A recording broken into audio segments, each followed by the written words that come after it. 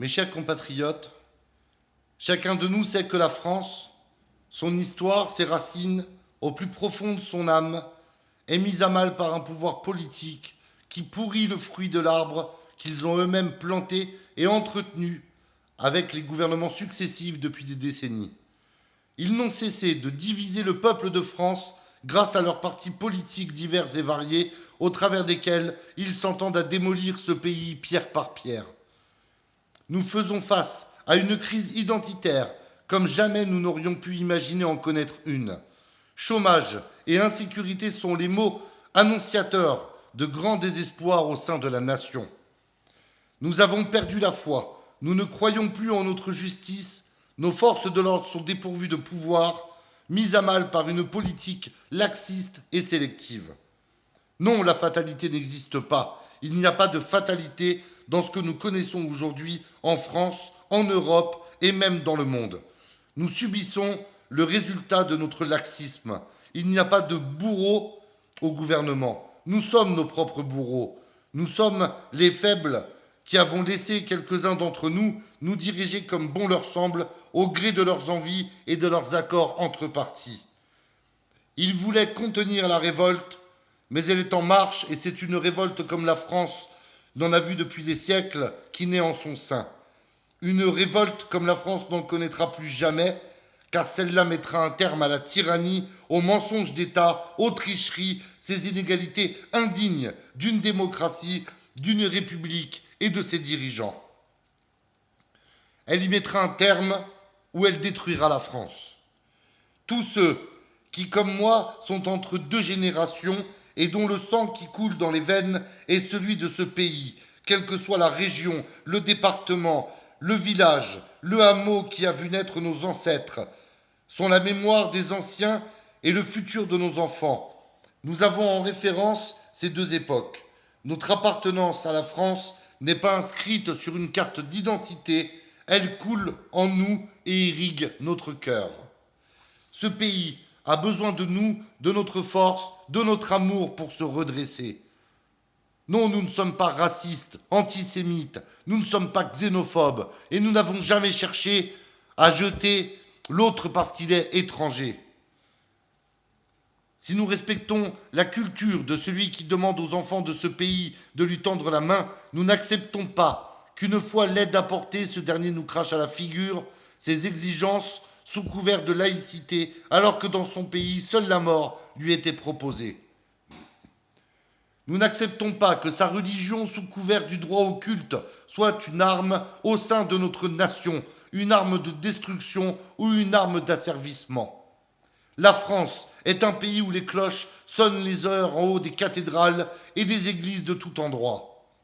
Nous n'acceptons pas que notre bonté soit mise à rude épreuve, comme c'était le cas actuellement. Nous ne voulons plus de ces zones de non-droit, de ces associations financées par l'argent public qui usent de nos lois pour nous affaiblir.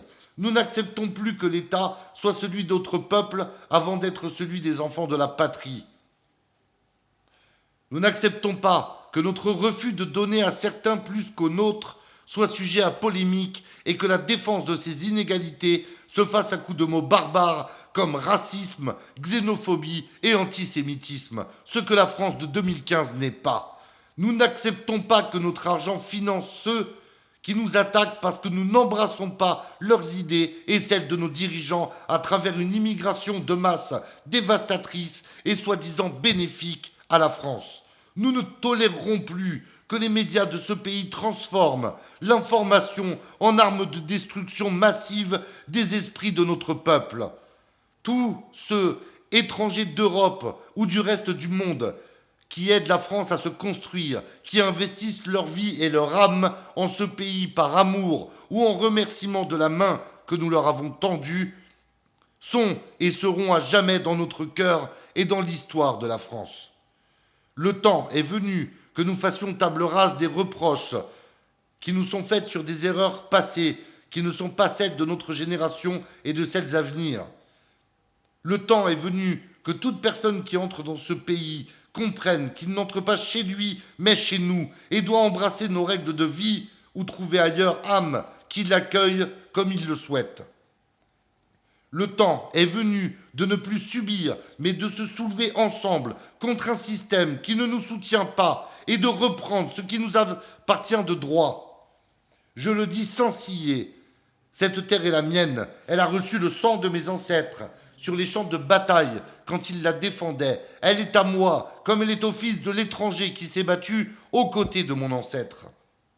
Ces gens que la France n'a pas su remercier, ces étrangers vaillants qui ont quitté leur pays, l'âme en peine, mais le cœur plein d'espoir de vivre sur une terre en laquelle ils ont cru et pour laquelle ils ont versé le sang, mais que la France n'a pas su honorer comme il se doit, doivent être le modèle sur lequel toute personne qui entre ici doit s'appuyer. Les gouvernements français ont commis des erreurs et nous ne pouvons pas changer l'histoire. Mais le futur nous appartient et celui qui nous est offert en ces temps ne nous satisfait pas. Vous, enfants de l'immigration, qui malgré le temps, l'étude, la protection dont vous avez bénéficié sur notre sol durant votre vie, vous qui protégez ces cités ouvrières devenues vos ghettos pour y faire grandir le mal de votre révolution à travers le déclin de la France, semant la peur autour de vous, arborant des slogans comme « Je baise la France jusqu'à ce qu'elle m'aime », brûlant notre drapeau, n'avez pas encore compris que les Français ne se soumettront jamais. Il est temps pour vous de gagner une terre qui vous soit favorable et soit en adéquation avec vos convictions. La France vous a bercé, mais demain la France signera votre perte. Jamais nous ne plierons devant qui que ce soit, et demain la France entière marchera d'un pas, tenant la main de ceux qui l'aiment et qui la respectent, anéantissant ceux qui la salissent. Demain, nous marcherons dans les pas de nos aïeux pour une France libre de son pouvoir et de ses décisions.